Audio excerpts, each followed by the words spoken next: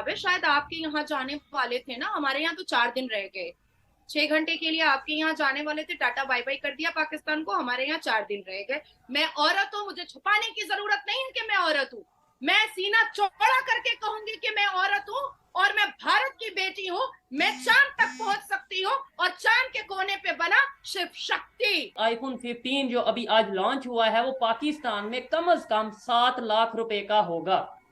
कम से कम अरे मतलब छोड़िए ना, ऊपर हो सकता है। हम जो 5 रुपए में लक्स साबुन यूज करते हैं, वो आप खरीदते हैं 25 रुपया में। नहीं आपके नहीं नहीं यहाँ नहीं, तो जो 25 रुपए में जो तो कोई साबुन नहीं डाबर आया। आंवला तेल है वो फेक आता है, डाबर आंवला तेल, क्योंकि अदाकाराएं हमारी होती हैं, उस फोटो पर अदाकाराएं हमारी होती हैं। ऐसे ही है। उसी को आप ज्यादा महंगे दाम में खरीदते हैं। हम जो 12 लाख में गाड़ी खरीद लेंगे, आप उसको देख के 25 लाख 50 लाख का बोलिएगा। देखिए, पाकिस्तान और हिंदुस्तान के मुसलमानों को ना झूठ का चूरन बेचने की बहुत बुरी आदत और बड़ी बड़ी दिलचस्प आदत लगी है। हर रोज सुबह उठ करके सबसे पहले ये सोचते हैं कि कौन से झूठ का चूरन हम बेच सके। ठीक है, इसी यही रीजन है कि तांत की साड़ियां दी गई हैं, पश्मीना शॉल दिया गया जी। है, भगवत गीता दिया गया है, नटराज की मूर्ति दी गई है, उसके बाद जूट के चप्पल दिए गए हैं, उसके बाद फिर जो उडेन उडेन की जो लकड़ियां आती है, लकड़ियों की जो पेंसिल आती है, वो दी गई है। बहुत बड़े करप्शन से सेफ्टी होती है। पिक पॉकेट जो होता था उससे बहुत बड़ी सेफ्टी होती है, क्योंकि कैशलेस है।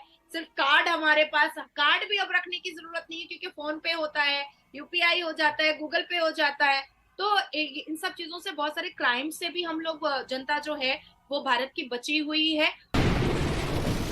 सलमान कभी भी भारत माता की जय और वंदे मातरम नहीं बोल पाते हैं। उसकी एक बड़ी वजह यह है कि कभी भी भारत के मुसलमान भारत को दारुल इस्लाम नहीं कहते हैं, दारुल हर्ब कहते हैं। दारुल इस्लाम का मतलब होता है हाउस ऑफ पीस और दारुल हर्ब का मतलब होता है हाउस ऑफ वॉर।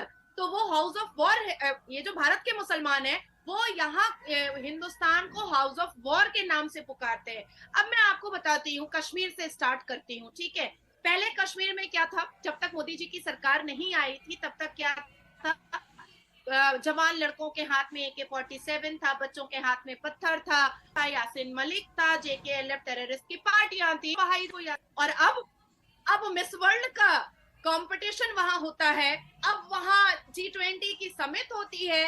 अब वहां बहुत सारे कॉन्क्लेव्स होते हैं। तो ये एक बहुत बड़ा चेंजेस आया है, बहुत सारे एम्प्लॉयमेंट्स है, बहुत सारे इंफ्रास्ट्रक्चर चेंजेस हुए हैं।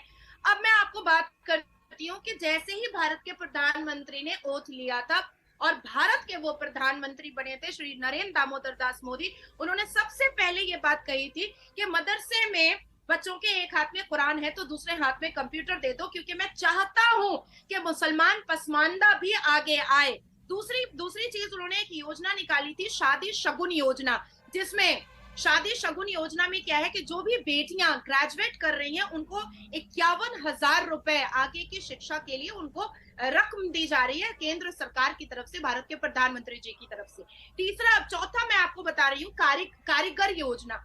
देखिए, हम सब जानते हैं कि मुसलमानों में कारीगरी की क्रेडिबिलिटी होती है। अच्छा पेंटिंग करते हैं, अच्छी सिलाई बिल्कुल। करते हैं, अच्छी बुनाई करते हैं, तो इसलिए इस बात को ध्यान में रख करके कारीगर योजना उन्होंने निकाला। पांचवी चीज मैं बता रही हूँ कि उन्होंने एक योजना निकाली, सीखो और कमाओ, जिसमें 75% एम्प्लॉयमेंट का हक उन्होंने मुसलमान बच्चे और बच्चियों को दिया है। उसके बाद निकली ईद योजना, जिसमें 50% मुसलमान बच्चियों को स्कॉलरशिप दिया जाता है कि वो आगे की शिक्षा वो आगे बढ़ा सकती हैं। हमें 3 तलाक से छुटकारा मिला। पॉलीगेमी हलाला के लिए मैं हर हफ्ते दिल्ली दौड़ते रहती हूँ, उसको भी बैन करने के लिए। हज कोटा, यही हमारे खुर्शीद साहब जो हैं सऊदी अरबिया के जो बादशाह हैं, उनके साथ एक बहुत अच्छा सा मेमोरेंडम को साइन करके हमारे भारत के प्रधानमंत्री जी ने तमाम महिलाओं के लिए जो GST 15% दिया जाता था उसको 8% लेकर के आए और हज की यात्रा को बहुत नॉर्मलाइज किया। नौवीं बात मैं आपको बता रही हूँ कि 1500 साल के बाद मुस्लिम महिलाओं को ये अधिकार दिया गया कि वो हज यात्रा अकेले भी जा करके कर सकती हैं, किसी मर्द की उनको जरूरत नहीं है, क्योंकि अल्लाह के घर जाने के लिए अल्लाह काफी होता है बचाने के लिए। पर हमारे मुस्लिम कम्युनिटी के जो मर्द होते हैं लेकिन पाकिस्तान की मैं बात करता चलूं, अभी तक यहाँ पे ये चीज अलाउ नहीं है। नाजिया जी, थोड़ा सा इंटरनेट का इशू था। आपने ये चीजें सारी डिस्कस की, आपने बात की कि भाई इतनी इस तरीके से स्कीम्स जो सी हैं वो लॉन्च की गई इंडिया के प्राइम मिनिस्टर की तरफ से, आपने ये चीजें बताई। लेकिन थोड़ा सा इंटरनेशनल लेवल पे बात करते हैं। अभी रिसेंटली G20 की मीटिंग हुई। बांग्लादेश इस्लामिक कंट्री है, G20 का मेंबर नहीं, लेकिन फिर भी इनवाइट किया गया। इजिप्ट की बात करें, इस्लामिक कंट्री है, G20 का मेंबर नहीं, फिर भी इनवाइट किया गया। उसके अलावा अगर हम बात करें सऊदीया की, तो सऊदीया के साथ जितना मेगा प्रोजेक्ट एक लॉन्च किया है इंडिया के प्राइम मिनिस्टर ने, वो भी इस्लामिक कंट्री है। इसके अलावा अगर हम ईरान और अफगानिस्तान की बात करें, ईरान और अफगानिस्तान के साथ जिस तरीके से रिलेशन है वो भी सबके सामने है। ये चीजें, और इवन तुर्की में जब अर्थक्वेक आया तो वहां पर भी हेल्प के लिए जो है वो प्रॉपर टीम में भेजी गई। इवन मिशन दोस्त एक लॉन्च किया गया। अभी एक और मोरक्को में जो अर्थक्वेक आया है वहीं उसको लेकर भी अनाउंस किया गया है हेल्प के लिए। तो ये चीजें अब सबके सामने, सिर्फ इंडिया वालों के सामने, भारत वालों के सामने नहीं, बल्कि पूरी दुनिया के सामने आ रही है। तो क्या कहेंगे, इंटरनेशनल लेवल पे भी ये जो इमेज एक बिल्ड करने की कोशिश की गई, या पाकिस्तान में जो चीजें हमें बताई जाती रही, देखें जो हमें बताया जाएगा, दिखाया जाएगा, हम तो वही समझेंगे जब तक हम उसके ऊपर रिसर्च नहीं करेंगे, जब तक हम उसके ऊपर थोड़ा सा डिटेल में नहीं देखेंगे। क्या कहेंगी, इंटरनेशनल कम्युनिटी, खासतौर पे मुस्लिम वर्ल्ड जिस तरीके से रिलेशन बेहतर कर रहा है? देखिए, पाकिस्तान और हिंदुस्तान के मुसलमानों को ना झूठ का चूरन बेचने की बहुत बुरी आदत और बड़ी बड़ी दिलचस्प आदत लगी है।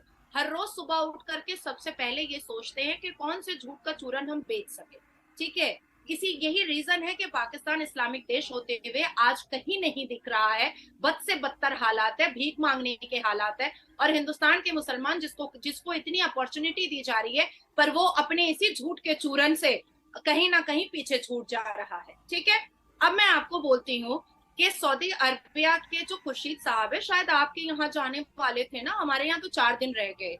6 घंटे के लिए आपके यहाँ जाने वाले थे, टाटा बाय बाय कर दिया पाकिस्तान को, हमारे यहाँ 4 दिन रह गए। कुछ स्टेट्स के भी उन्होंने विजिट किए हैं। हम बिजली के लेन देन की भी बात हो रही है, एक बहुत बड़े मेगा इंफ्रास्ट्रक्चर ट्रेन को लेकर के बात हो रही है। डेफिनेटली हमारे यहाँ पहले भी सेमीकंडक्टर को लेकर के एक प्रोजेक्ट की बात हमारे भारत के प्रधानमंत्री जी ने उठाया था, और सोलर हब का काम जो है वो ऑलरेडी स्टार्ट हो चुका है। कई गांव खेड़ों में भी ऐसा स्टार्ट हो चुका है। खैर अब तो हमारे भारत में गांव बोल करके कुछ रहा ही नहीं है, बड़े शहर और टाउन हो चुके हैं। गांव बोल करके तो कुछ बचा ही नहीं है। मोदी जी ने, नितिन गडकरी जी ने, टीम भी इतनी मतलब जबरदस्त टीम है, पूरे पांडवों वाली टीम है। तो बहुत खूबसूरत काम हो रहा है।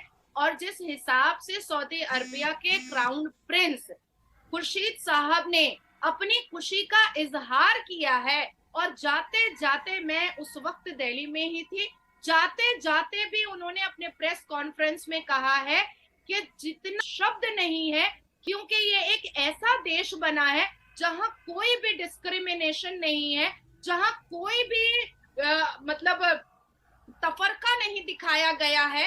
कई बहुत वो कोशिश कर रहे थे 1955 की बात कहने की, पर वक्त की कमी की वजह से 1955 की बात नहीं कह पाए।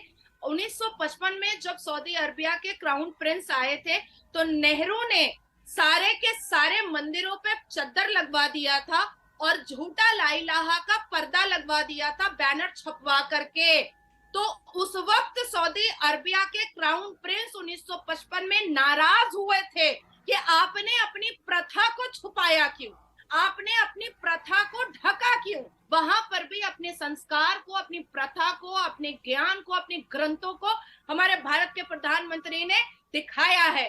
सोने, जागने, चलने फिरने, बातचीत करने में और अपने अपनी बातों को रखने में भी पूरी की पूरी भगवत गीता, संस्कार, संस्कृति दिखाई दी। यहाँ तक के जिस प्लेट में और जिस प्याले में और जिस गिलास में खाना परोसा गया था, सोने और चांदी के प्लेटों में, उसमें भी पीपल के पत्ते, कमल के फूल और मोर का पूरा नक्श बना हुआ था। तो यही वजह है। मैं औरत हूँ, मुझे छुपाने की जरूरत नहीं है कि मैं औरत हूँ।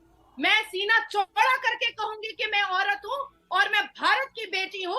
मैं चांद तक पहुंच सकती हूँ, और चांद के कोने पे बना शिव शक्ति, साउथ पोल पर बना शिव शक्ति। तो उसी तरीके से सनातनी इतनी हिम्मत रखते हैं कि वो अपने पूरे सनातन धर्म को प्रेजेंट करके दिखाए कि हम ये हैं, अगर आपको स्वीकार है तो वेलकम, नहीं स्वीकार है तो कोई बात नहीं है। लेकिन इवन सबने अब तो स्वीकार किया। आज ऐसे ही है। पूरा देश, एक सेकंड शोएब, जी जी जी जी आज ये पूरी दुनिया हमारे भारत